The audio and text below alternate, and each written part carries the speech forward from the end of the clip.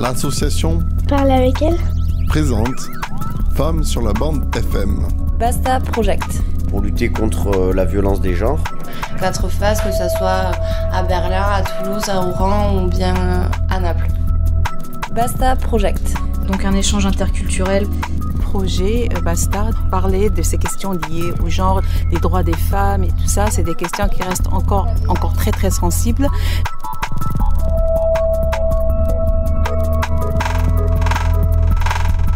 Basta Project, pour toi, c'est quoi ?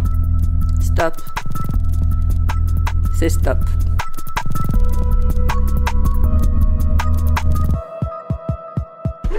Radio Campus 94 FM, émission Radio Basta numéro 5, en ce 21 mai, sur l'immigration et le féminisme, au sens large, on pourrait dire l'international féministe et l'immigration, puisque nous recevons aujourd'hui, entre autres, Marie-Thérèse Martinelli, membre de Toutes aux frontières et de la Marche mondiale des femmes. On va discuter avec elle en ce début d'émission, et puis nous aurons l'occasion d'écouter 2 témoignages dits anonymes de Marie-Paul et Marie-Pascale sur des parcours autour de la migration.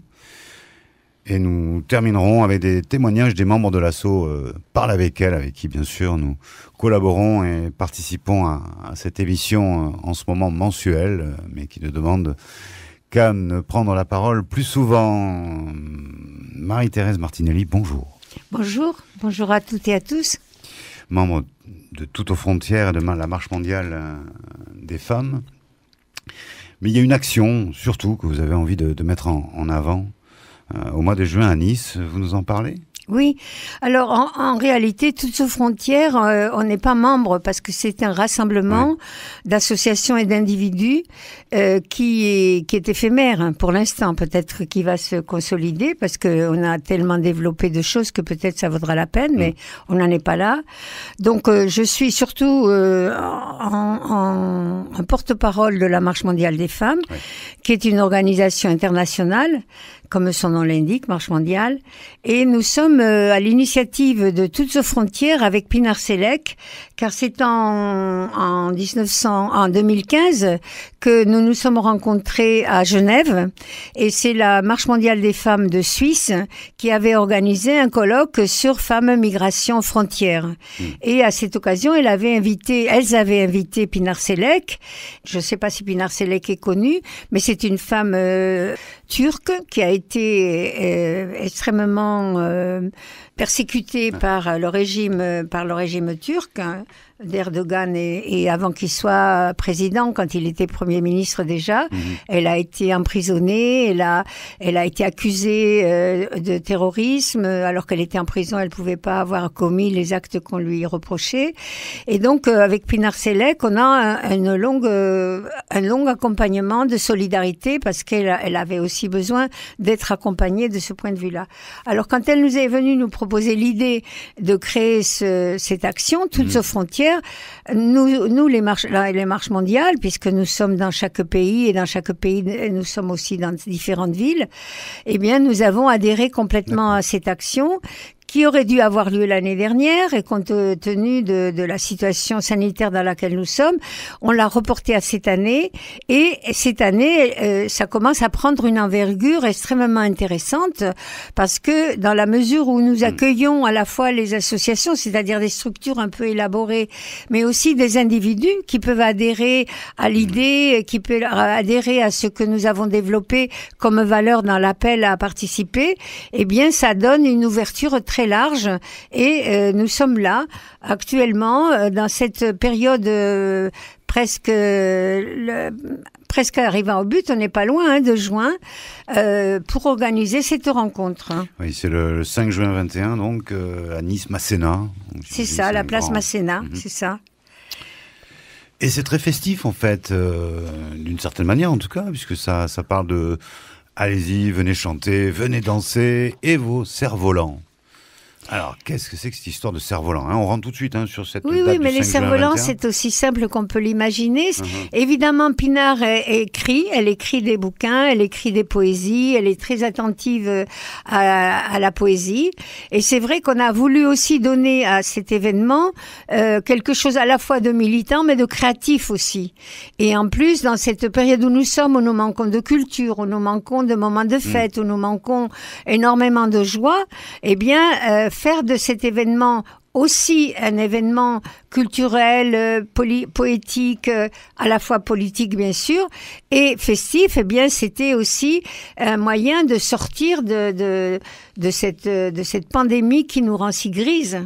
Et qui essaye en tout cas, parce que je trouve que dans cette pandémie, il y a eu beaucoup d'inventivité, il y a eu beaucoup de choses qui se sont créées. Et ben nous faisons partie de ces gens, de ces femmes qui essayons de sortir en créant autre chose de nouveau. Mais du coup, c'est depuis 2015 que cette action est menée. Toutes les frontières. Non, l'idée, pas 2015. La rencontre avec, j'ai dit 2015 tout à l'heure. Oui. Voilà, non, c'est 2019, pardon, la rencontre entre Pinard Selek et la Marche mondiale de Genève. Et on parlait déjà, c'est vrai, depuis 2015 à Genève. Il y avait eu déjà une autre rencontre où Pinard Selek n'était pas encore là, et elle travaille beaucoup sur ces questions de migration et frontières et femmes, évidemment. Voilà. Sous-entendu que finalement, 2015, c'est quoi? C'est les premières difficultés en Méditerranée, et les migrants, etc. C'est ça. Donc on a effectivement cette vague qui arrive en Europe et qui touche l'opinion publique. Depuis, ça n'a pas beaucoup changé, la question est migratoire.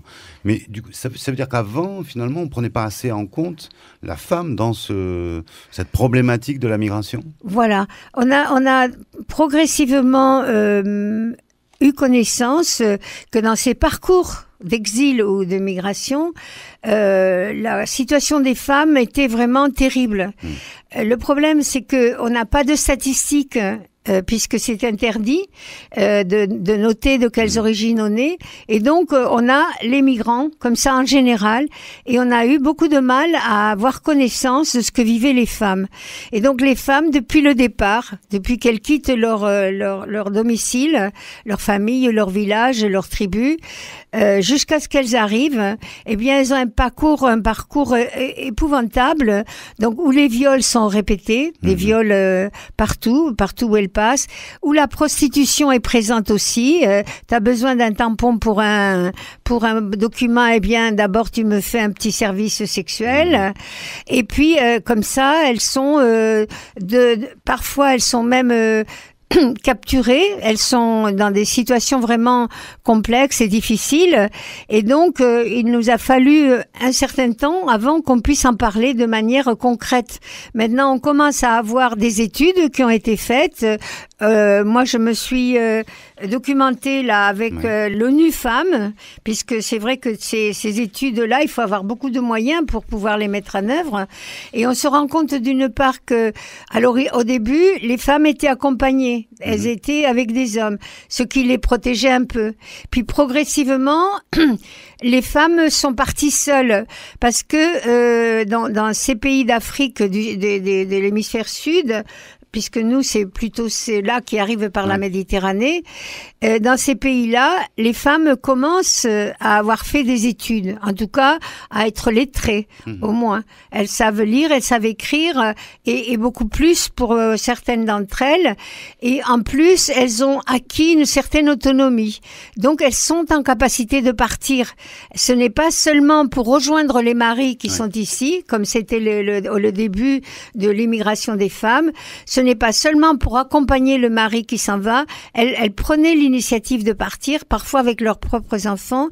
Et ça les rend à la fois, parce qu'elles sont fortes, mais ça les rend vulnérables aussi.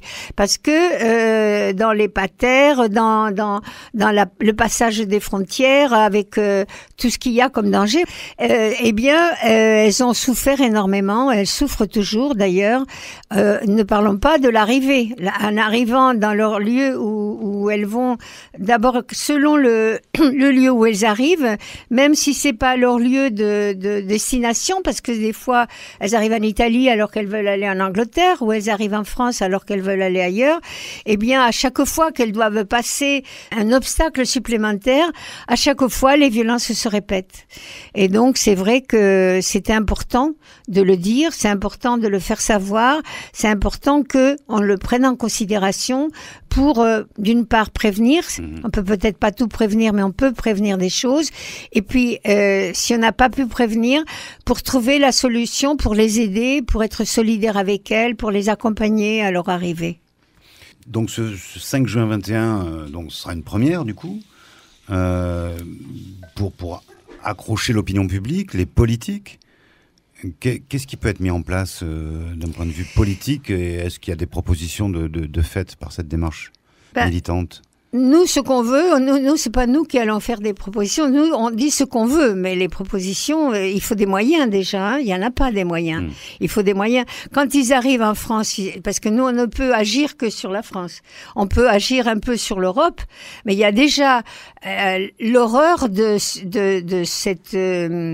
cet accord qui a été passé avec la Turquie, qui est une horreur. Ouais. Pour qu'on ait moins de migration qui se présente à nos frontières françaises. Je fais tout ça entre guillemets, mais c'est bien ça la question. Eh bien, on donne de l'argent au gouvernement turc, pas aux Turcs. Ouais. Les Turcs, ils ne le voient pas venir, oui, au président et au gouvernement.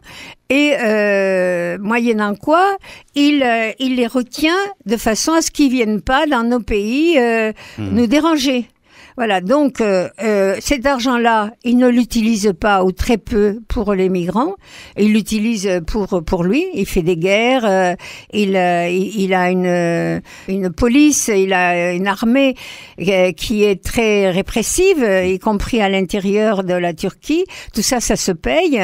Eh bien, donc nous, les gouvernements de nos pays européens, nous sommes complices de ce qui se passe en Turquie, et je trouve que c'est sur le dos des migrants, donc sur le dos aussi des revenus que nous versons aux États pour qu'ils fonctionnent. Et donc là, il y a quelque chose à faire. De ce côté-là, il y a quelque chose à faire au niveau européen, parce que s'il y a qu'un pays qui le fait, on n'arrivera à rien. Donc le fait que nous soyons là, européennes, représentants de plusieurs pays, ça peut permettre aussi que la sensibilisation de cette question-là soit plus large que seulement ce qui va se passer à Nice. Voilà. Donc, de ce point de vue-là, on a des choses à faire. Sur le localement, puisque nous sommes en France, eh bien, en arrivant, il y a déjà comment faire en sorte qu'ils ne soient plus clandestins, qu'ils aient vraiment des papiers d'accueil. On a créé un réseau qui s'appelle ALDA, un réseau d'accueil des femmes lesbiennes, parce que elles sont doublement pénalisées. En plus d'être femmes, elles sont lesbiennes. Et donc, il y a ce qu'ils appellent la rééducation des lesbiennes, c'est-à-dire que les hommes les violent pour leur montrer que c'est pas mal d'être hétérosexuel et qu'elles pas à être lesbiennes, parce que la virilité des mecs c'est bien supérieur. Et donc on les viole pour les rendre hétéros. C'est quand même assez insupportable. Donc pour ces femmes-là, il faut qu'il soit reconnu un aspect différent de la législation pour les protéger davantage, parce qu'elles en ont réellement besoin. Dans leur pays, elles risquent d'être trucidées parce qu'elles sont lesbiennes, souvent même par la famille elle-même, par leur famille. Donc elles ont besoin de partir, elles ont absolument besoin. C'est un exil politique plus que économique. Bon, il y a ce traitement-là qu'il faut obtenir pour que les documents qui leur permettent d'avoir un permis de séjour et de travailler en France soient plus faciles à obtenir, ce qui est assez difficile aujourd'hui. Ensuite, il y a les logements. Une fois qu'elles ont eu les papiers, elles se logent où ? Le 115 est saturé, est complètement saturé. Déjà, les femmes françaises, enfin vivant en France, pardon, qui sont victimes de violences ne trouvent pas d'hébergement. Pour les immigrés qui arrivent, il y en a pas non plus. Donc il y a les logements qui sont très très importants aussi. Et puis après il y a la formation, parce que la majorité d'entre elles n'ont pas de formation, même si elles ont fait quelques études dans leur pays, ce n'est pas totalement transférable à ce qui se vit ici. Et donc il y a toute une panoplie de mesures à mettre en place pour les aider à vivre mieux cette immigration. Il faut rappeler que la Marche mondiale des femmes, qui est née en 1996, j'ai cru comprendre... Non, 98. D'accord, c'est Wikipédia, 96. Ah, mais il se trompe. En tout cas, dans les années 90, et donc c'est la lutte contre la pauvreté également. Alors, et les violences faites aux femmes. Alors, quand on s'est créé, donc en 98, c'était une association qui s'appelait Du Pain et des Roses qui a été créée au Québec. Et en 2000, cette association est devenue un mouvement international, non plus québécois, et c'est devenu la Marche mondiale des femmes. Et nous sommes un mouvement où nous avons des représentations dans plus de 50 pays dans le monde. Donc nous avons voulu que ce soit un mouvement qui prenne en considération les questions des pays du Sud comme les questions du pays du Nord, et qu'on les prenne en compte ensemble, et qu'on ne soit pas nous les pays du Nord, celles qui savons analyser, les pays du Sud qui seraient à la traîne, mais qu'on avance ensemble. Et donc, c'est pour ça qu'on a créé le mouvement de la Marche mondiale des femmes. Qui se déroule tout le temps. Tout le temps, en fait. Toute l'année, vous êtes... On a des dates, on appelle ça un agenda international. Donc la prochaine date, c'est le 24 avril, l'anniversaire du Rana Plaza. Le Rana Plaza, c'est une usine de confection où l'on fabriquait les vêtements de Zara, de Benetton, de H&M, de Auchan, de Carrefour, de Primark, voilà. Et cette usine, le bâtiment s'est écroulé, faisant environ 1300 morts, dont la majorité étaient des femmes. Et donc nous, à la Marche mondiale, tous les ans, le 24 avril, partout dans le monde où nous sommes présentes, nous faisons une action à midi. Et ce midi, avec le décalement horaire, fait en fait 24 heures d'action sur les multinationales de l'habillement, et comment on arrive à nous vendre des vêtements à des prix que moi je trouve scandaleux. Quand je vois ces prix-là, je dis mais comment ils font? Et personne ne se dit comment on peut me donner un t-shirt à 7 €? Comment on a fait? Qui vient de Bangladesh? Il faut le transport, il faut les intermédiaires. Ça veut dire que les gens qui travaillent sont pas payés ou tellement peu que c'est une honte. C'est ce qui se passe actuellement. Donc on a des dates comme ça, des dates internationales où on a toutes la même action. Le même jour, quelquefois la même heure, mais pas toujours. Et les actions, après, c'est localement qu'on décide comment elles se font. Hein, voilà. Donc voilà, c'est la Marche mondiale. C'est une action. C'est un mouvement qui veut à la fois lutter contre le patriarcat, c'est-à-dire la domination masculine, mais aussi contre la domination de l'argent. Parce que très souvent, on prend une des parties de la domination humaine et on laisse de côté de l'autre. Ou bien on est contre le patriarcat et on oublie que le capitalisme, le capital, l'argent domine aussi. Ou bien c'est l'inverse. Beaucoup de partis politiques, pendant très longtemps, ont négligé tout ce qui concernait les femmes parce que c'était secondaire. Et nous, on veut prendre à bras le corps les deux bouts pour que le monde change, parce que nous, ce qu'on veut, c'est que le monde change, y compris qu'il n'y ait plus de frontières. On aimerait bien qu'il n'y ait plus de frontières. Qu'est-ce qu'il faut retenir? Vous voulez mobiliser beaucoup de monde à Nice, mais pas que. Vous recrutez, vous cherchez de nouvelles formes d'action, par exemple avec, alors je sais pas, la CIMAD, vous travaillez avec Éducation sans frontières peut-être. Est-ce que là il y a des liens qui sont établis? On les a pas sollicités. On a plutôt sollicité les associations de femmes. La CIMAD, on connaît le travail qu'ils font. On connaît Éducateurs sans frontières aussi. Et moi, j'y ai participé à un moment donné. On a plutôt mobilisé les associations de quartier parce que nous, à la Marche mondiale, on travaille beaucoup avec ce qu'on appelle la base. Et donc, ce que les Américaines appellent les racines, grassroots. Et donc, on est très préoccupés par ça. Et nous avons un partenariat. D'ailleurs, on avait déjà travaillé avec vous, à plusieurs, Parler avec elle, plusieurs occasions, pas seulement à la radio. Et donc, on a fait ce boulot-là. On est en train de le faire avec les quartiers aussi, parce que on y tient beaucoup à ne pas laisser ces femmes-là de côté. Voilà. Et on a des autobus qui vont être remplis sur Toulouse, dans lequel il y aura des femmes des quartiers. Voilà. Nous essayons de trouver de l'argent parce que nous voulons que ces femmes-là, qui n'ont pas les moyens de se payer le voyage, puissent le faire quand même. Donc voilà, il faudra que peut-être qu'on pourra donner à la fin les coordonnées. Oui, si vous voulez qu'on fasse une petite pause avec les choraleuses.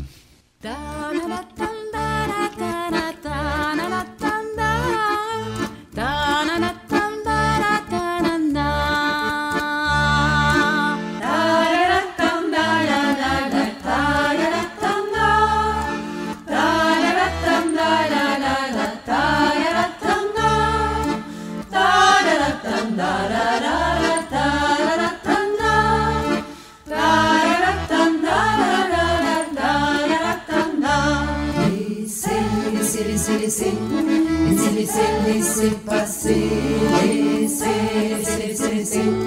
laissez passer les sans-papiers, laissez passer,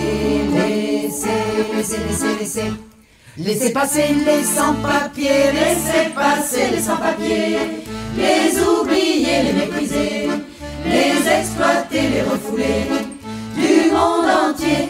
Laissez passer les clandestins, toujours cachés, c'est leur destin. Ici, ailleurs et comme partout, on les rend fous. Laissez passer,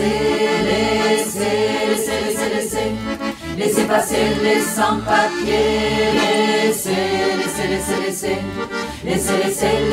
passer,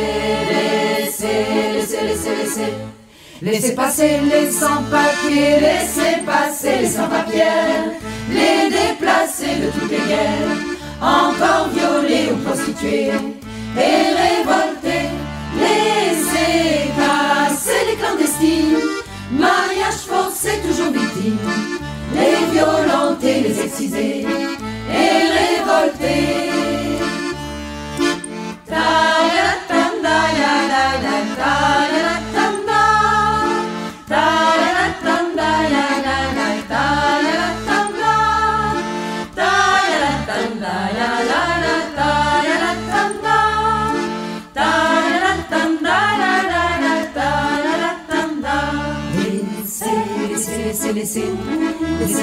Laissez passer,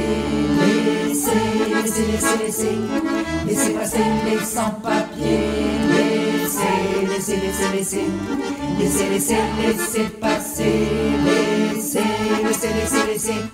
laissez passer les sans-papiers, laissez passer les sans-papiers, les oublier, les mépriser, les exploiter, les refouler du monde entier.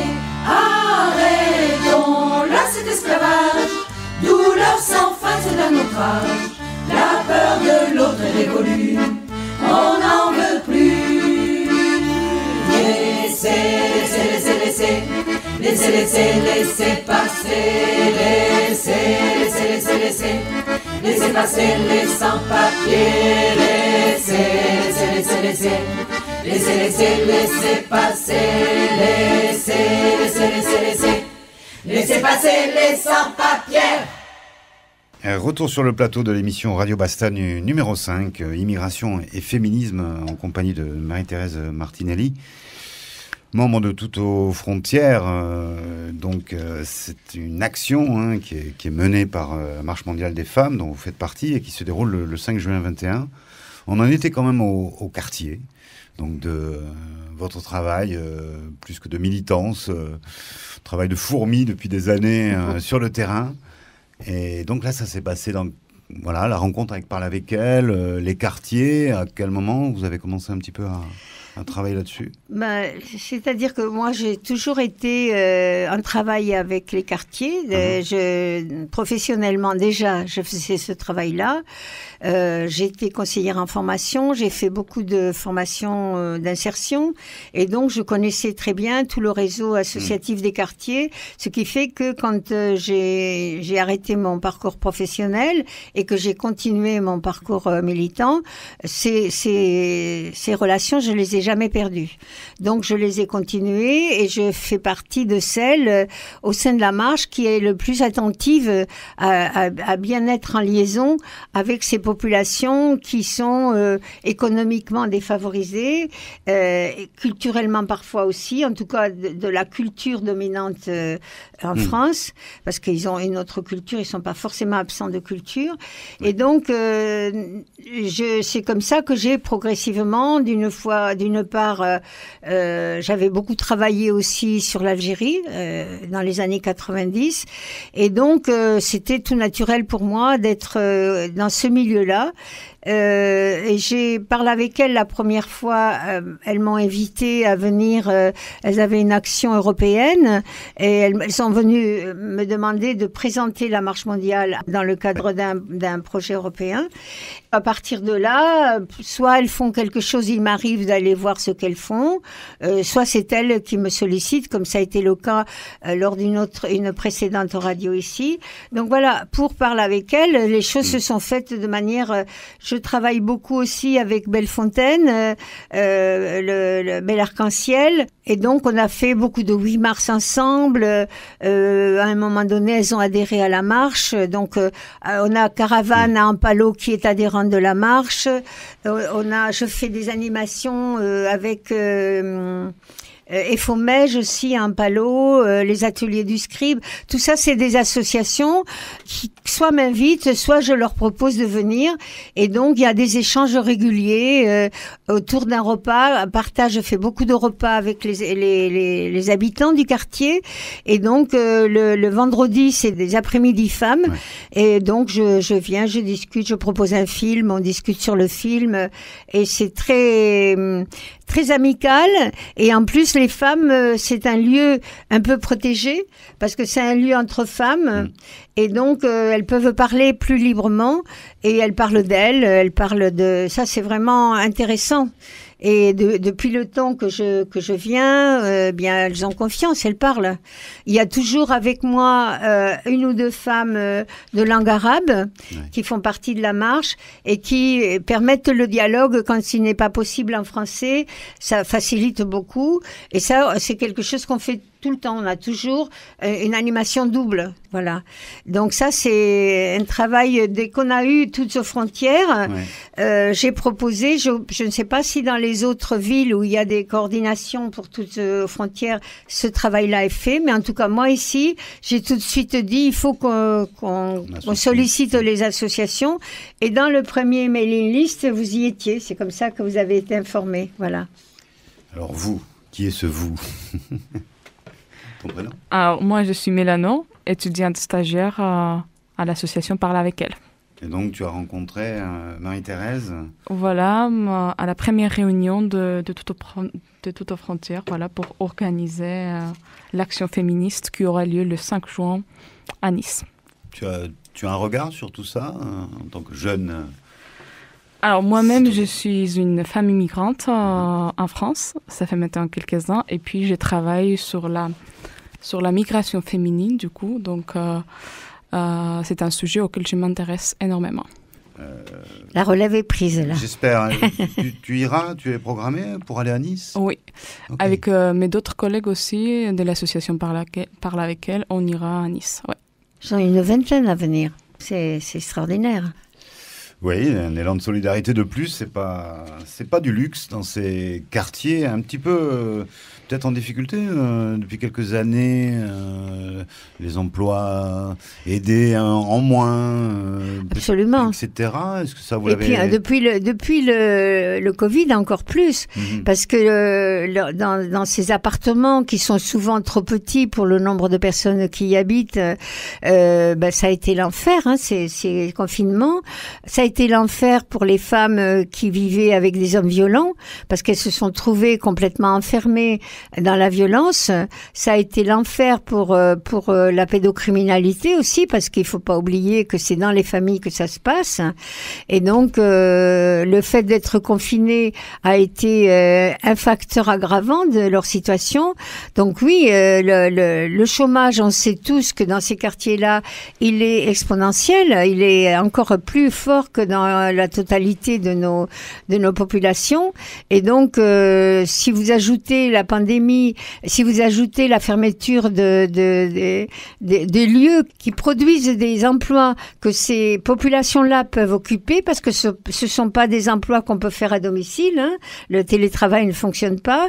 Bon, il y a quand même eu tout ce qui est les soins à domicile, les EHPAD et tout ça, qui ont pas fermé, où les femmes migrantes de ces quartiers peuvent trouver des emplois, mais ceci n'empêche qu'en général, ça a été une perte d'emploi très particulièrement importante pour ces populations-là.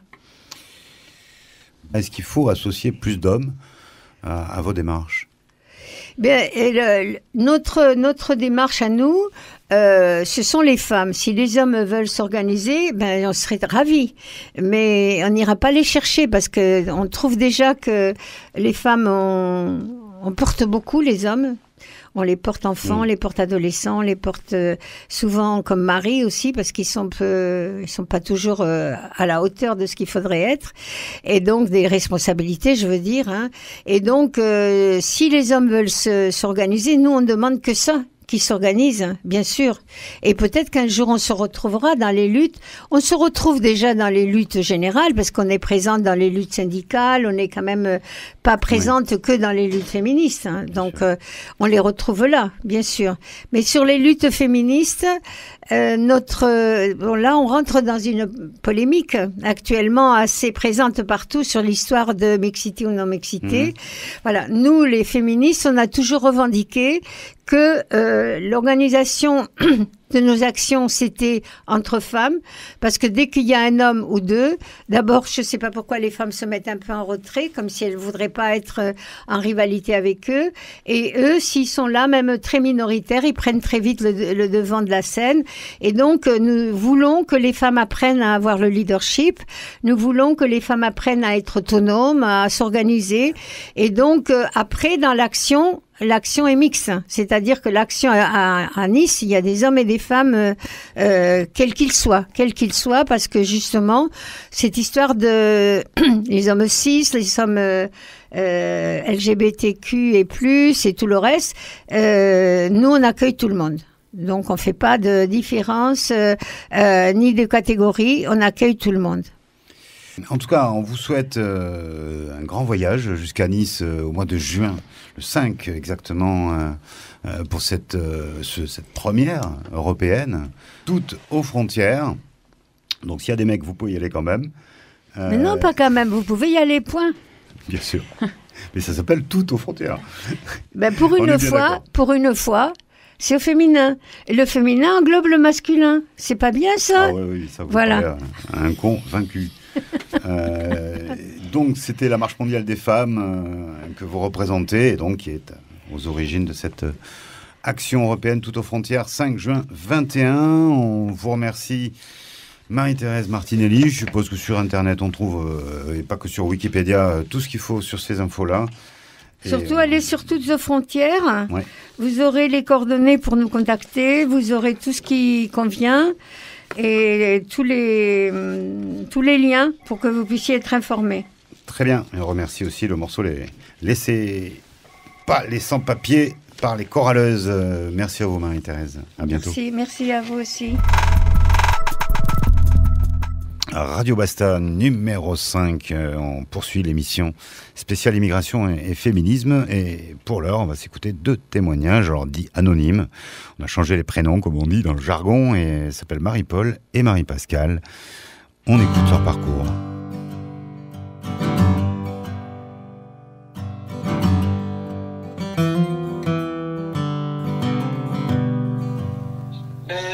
Bonjour, je suis Marie-Paul, comme vous venez de le dire. J'ai 39 ans et je suis d'origine ivoirienne. Je viens de la Côte d'Ivoire. Et depuis quand êtes-vous en France? Depuis septembre 2019. Et si c'est pas trop indiscret, pourquoi êtes-vous venu et comment surtout? Je suis venue parce que j'ai eu des problèmes au niveau de mon orientation sexuelle dans mon pays et je suis venue par avion. Je demandais comment je peux dire un visa touristique. D'accord. Voilà. Et comment s'est passée votre installation en France? Est-ce que c'était au niveau de tout ce qui était administratif, logement, travail? Comment vous l'avez vécu? Bon, la première année, j'ai été hébergée par une amie. Oui. Et j'ai eu pas mal de problèmes aussi là-bas à cause de ce qui s'est passé en Côte d'Ivoire. Et donc, je suis partie de là-bas et je suis arrivée à Toulouse.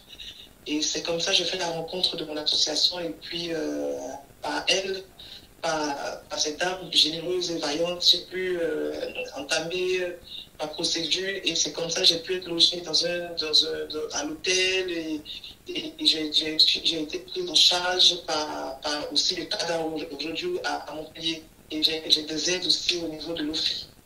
D'accord. Et quelle est cette association? C'est ALDA, à qui je fais un coucou déjà, qui est présidée par Valérie. Voilà, et c'est l'association des lesbiennes demandeuses d'asile. D'accord. Bon, je fais la demande, je suis rentrée à la préfecture à Toulouse à partir de juillet 2020. Et au forum réfugié de là-bas, ils m'ont aidé à écrire mon récit de vie, tout ça. Et on a fait partie, le récit de vie, je crois en août. Et en août, je suis passée à l'OFPRA en février. En février, donc voilà, je suis en attente.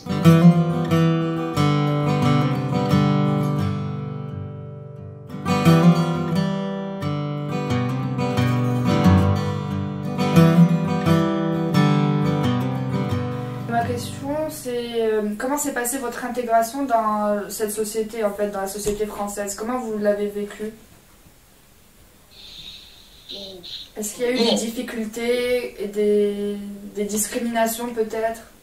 Arrivé à Toulouse, franchement, comme je le dis, j'ai rencontré... C'est vrai, au début, c'est difficile, tu dors dans la rue parce que tu n'as pas un où dormir, tout ça. Mais avec l'association, j'ai pu m'intégrer, je me sens aujourd'hui protégée, au fait. Voilà, je ne sais pas de discrimination. Au contraire, moi, je suis protégée. Je me dis, attends, tiens, on peut protéger ce genre de personnes-là. Donc, du coup, ça m'a donné confiance. Et je suis, voilà, je sais de plus ou moins être active quand il y a des forums, tout ça, au nom de l'association. Sinon, je ne travaille pas, mais je sais d'être active dans l'association, d'être un peu bénévole dans ces associations, en fait. D'accord, oui. Et c'est juste, selon votre avis, est-ce que vous auriez des idées en tête ou des manières qui permettraient d'améliorer la situation des femmes qui sont en migration ou en demande d'asile? Des choses qui auraient pu vous faciliter la vie ou, je sais pas, selon votre avis? C'est déjà au pays, c'est déjà dans ton pays, déjà si tu es protégé, tu vas pas venir, tu vas pas partir de ton pays. Oui. Ça commence déjà à la base dans ton pays, en fait. Si là-bas tu es discriminé déjà dans ton pays, il y a un problème, en fait. C'est ce qui fait qu'aujourd'hui tout le monde fuit. Il y a plein de volets. Aujourd'hui, les femmes qui sont demandeuses d'asile, il y a plein de sujets. Soit c'est parce que par rapport à l'orientation sexuelle, il y a l'excision, il y a le mariage forcé. Mais tant que tout ça, les autorités de notre pays ne songent pas à arrêter ces genres de choses parce qu'elles sont... Voilà, c'est ce qui fait qu'aujourd'hui, nous fuyons le pays. On a peur, en fait, on ne se sent pas protégé. Vous voyez? Oui, oui.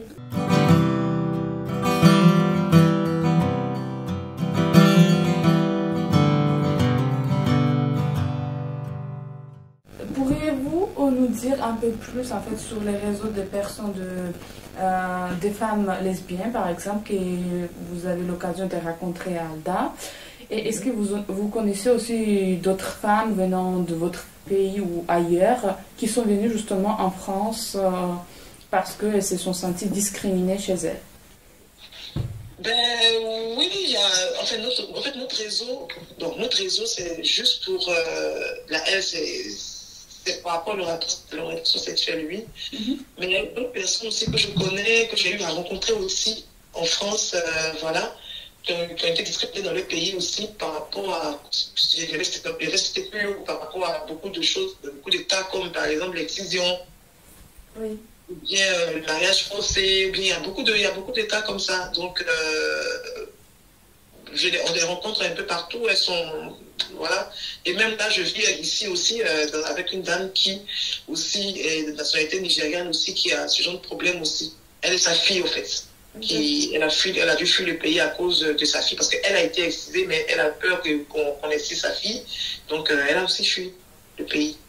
Merci beaucoup pour votre contribution dans cette émission. C'est moi qui vous remercie parce qu'aujourd'hui, si j'ai eu cette opportunité d'être aujourd'hui, de parler librement, c'est parce que j'ai été soutenue. Donc, il y a des personnes, peut-être par mon message, par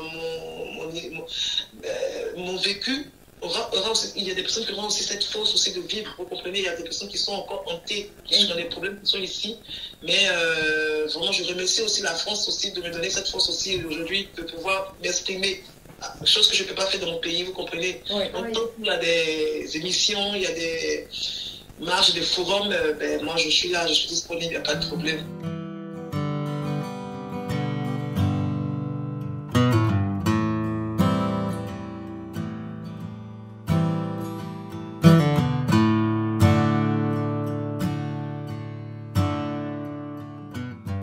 Bon, moi c'est Marie-Pascale Tap, je suis ivoirienne.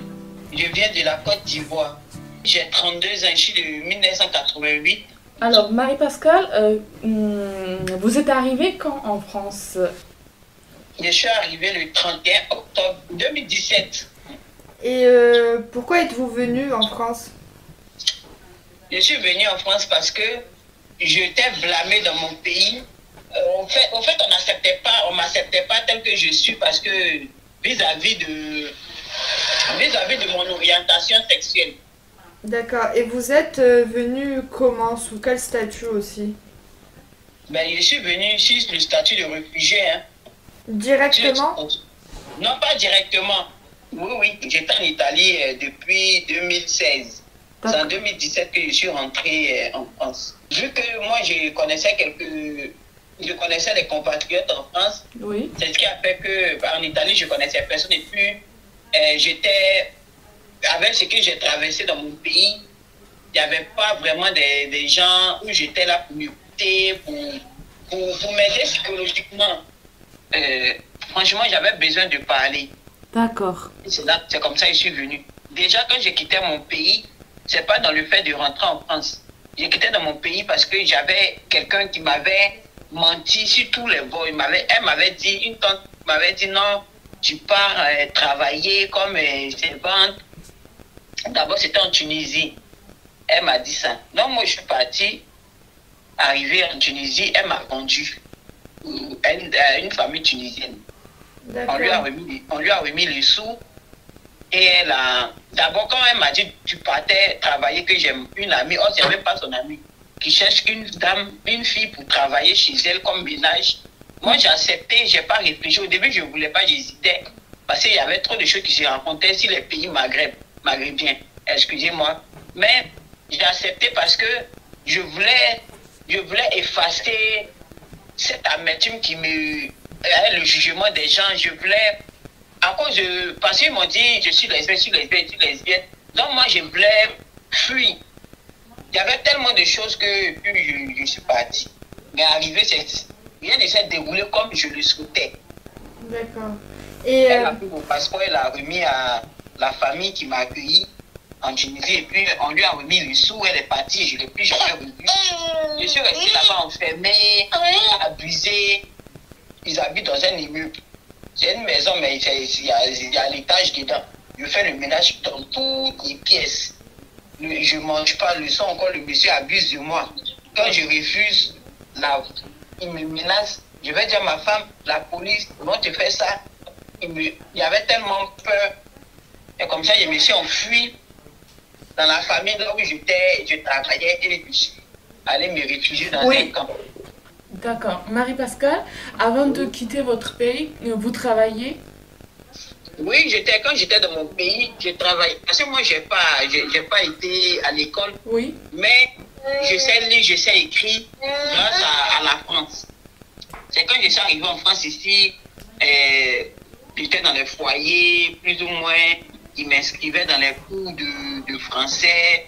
Je partais apprendre à écrire, à lire. Donc, je parlais déjà le français, mais je ne m'exprimais pas comme je m'exprime aujourd'hui. Oui. Donc, c'est grâce aujourd'hui à la France que je m'exprime bien, j'écris bien, j'ai pas de faute. En tout cas, ça va. C'est grâce à la France.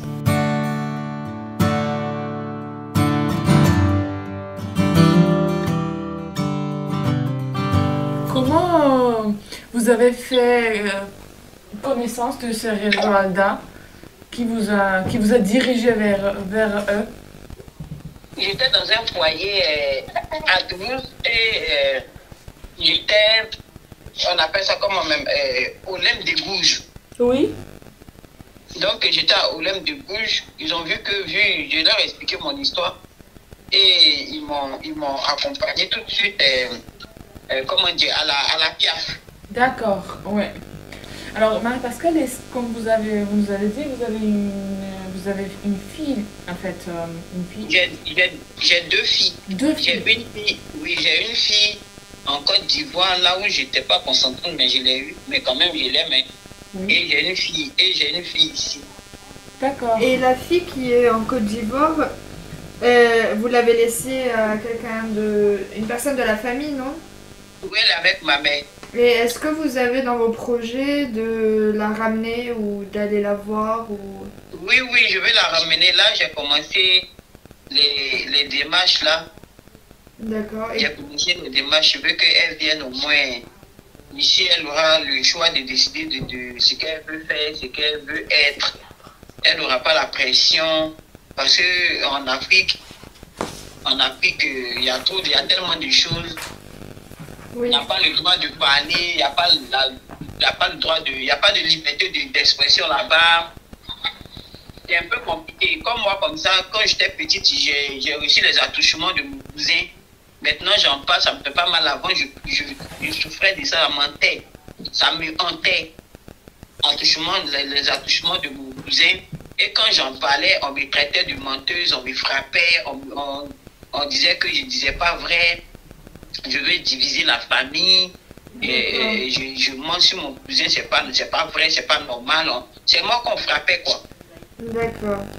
Une dernière question. Est-ce que, à votre avis, comment on pourrait améliorer la situation des femmes en migration? Moi surtout, je voulais voir beaucoup un psychologue, je voulais beaucoup parler. Et là, ça m'a beaucoup aidé parce que j'ai tellement traversé des moments difficiles pour une orpheline qui n'a pas de père, sa mère s'est remariée à un homme, il n'y a pas d'amour, il n'y a pas amour paternel ou amour maternel, qui était rejeté, je ne sais pas comment je vais expliquer, j'étais l'ombre de moi-même, c'était trop dur. Oui. C'était trop dur.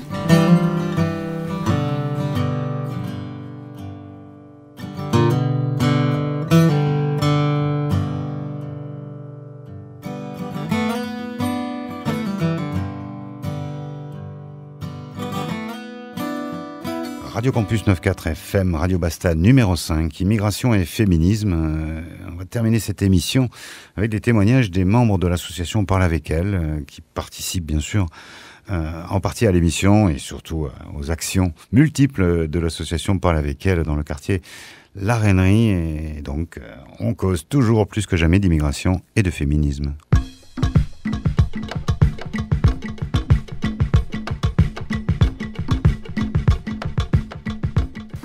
Je m'appelle Mathilde Molina, j'ai 22 ans et je viens de Bolivie, de La Paz. Et ça fait combien de temps que tu es en France? En septembre, ça va être 5 ans. Ok, donc ça fait pas mal de temps. Et pourquoi es-tu venue là de base? Pour faire mes études, du coup, pour faire un premier, je devais faire une prépa. Et finalement, j'ai changé, mais j'ai fait toutes mes études ici en France. Avant, j'étais dans un lycée français, étranger. Du coup, juste pour continuer mon éducation. D'autres raisons. Après, moi, j'ai gagné une bourse pour venir, du coup, ça aussi, mais ouais, j'ai toujours voulu. J'avais beaucoup d'expectations, on dit comme ça, des illusions sur la France, tu vois, d'attente. Je voulais toujours venir faire mes études ici, aller à Paris, c'était vraiment un rêve comme ça en France. Après, c'était différent quand je suis vraiment arrivée. Mais... Et du coup, je voulais savoir comment s'était passée en fait ton intégration dans la société en fait, et ton intégration en général dans un nouvel univers, quoi. Moi, vraiment, c'était super difficile, je pense. Même si j'avais déjà la langue, j'avais pas l'accent correct, on va dire. Et j'avais pas tellement de facilité. Mon français, c'était plutôt scolaire, tu vois, académique. Du coup, pour parler avec les gens, j'avais beaucoup de mal à le faire. Et sinon, je pense que j'ai vraiment... je sais pas, c'était un peu un choc. J'avais beaucoup des attentes. Et la réalité, c'était très différent de ce que j'imaginais. Du coup, j'ai resté très très un peu isolée, tu vois, dans ma bulle avec les personnes boliviennes avec qui je pouvais parler espagnol, et que je savais que mon accent n'avait pas choqué ou me pas faire comprendre. Et en plus à Paris, ça m'arrivait beaucoup qu'on me parlait en anglais, par exemple. Je parlais en français et il me répondait en anglais. Du coup, ça me faisait ah non, mais mon français il était tellement mauvais que ça, quoi. En vrai, c'était pas ça, mais ça a pris du temps à prendre confiance et pouvoir vraiment m'intégrer avec des gens français, avec des amis français, tout ça.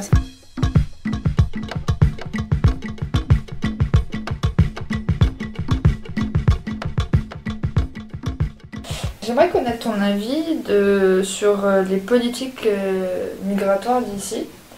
Et à ton avis, comment on pourrait les améliorer? Ouais, peut-être vraiment une information plus pédagogique, didactique et amicale. Un peu plus... aller vers les personnes migrantes pour l'information de la bureaucratie française. Parce que ça fait peur. C'est vraiment, c'est tellement quelque chose de si froid et on ne sait pas et on ne connaît pas. Et il y a les queues, il y a les personnes toutes stressées, tu vois. Du coup, vraiment, si on pourrait améliorer ce processus-là, parce que finalement, si tu es étudiant, si tu as tous tes papiers en règle, ça ne devrait pas être un choc comme ça, tu vois. C'était pas un processus trop très humain. Et vraiment, je pense que j'imagine pourquoi ils le font comme ça. J'imagine qu'il y a beaucoup de demandes et que c'est un système trop... saturé, mais quand même de donner plus d'informations, d'être plus rassurant sur le processus bureaucratique des migrations et d'avoir toutes les informations, d'avoir, je sais pas, des événements, des conférences, tout ça. Moi je serais allée. Si ma bourse, elle a pris en charge des petites rencontres et tout ça. Et j'allais chaque fois parce que ça me paraissait important aussi de connaître les étrangers en France, de faire une petite communauté.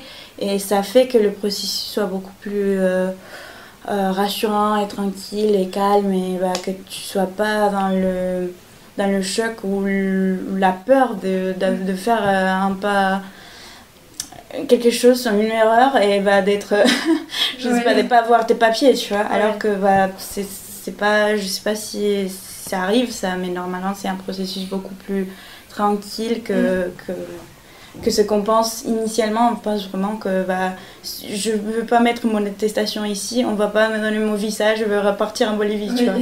Alors que vraiment c'est pas comme ça, et on devrait le dire, on devrait vraiment faire comprendre, je pense.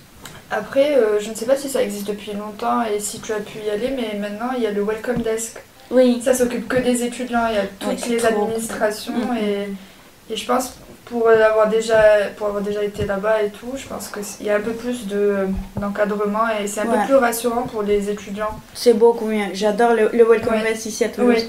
Je l'adore, c'est pour ça que je t'ai dit entre faire mes papiers à Paris là-bas et faire les papiers ici à Toulouse, c'était un monde de différence parce que je suis allée au Welcome Desk, ils étaient rassurants, ils étaient gentils, tout ça, c'était beaucoup mieux que...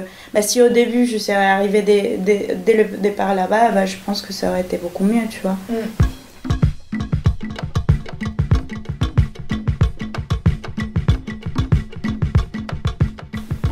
Oui, bonjour Shams, je suis Mélano, je viens de Géorgie et j'ai 28 ans. Alors, je suis arrivée en France en 2015. Après avoir fini mes études en Géorgie, en licence, j'ai décidé de faire mes études supérieures en France. Il y avait une autre raison, c'était que je voulais être indépendante, mais au niveau financier aussi. Et ça veut dire que vivre loin de... Pas forcément loin, mais pas dépendant financièrement de ma famille, de mes parents. Donc voilà, et je suis arrivée comme une fille au père. Ça veut dire que si jamais il y a certains qui ne connaissent pas, d'être un babysitter, en fait, et pas que, dans une famille française, dans une famille d'accueil, où on est logé, nourri, on est payé, on a l'argent en poche, voilà. Et comme ça, on a aussi l'opportunité d'apprendre la langue, et c'était pour moi le meilleur moyen d'arriver ici, parce que je voulais pas demander les frais d'études de mes parents. Et j'avais pas des épargnes à côté pour faire mes études parce qu'à ce moment-là j'avais 24 ans.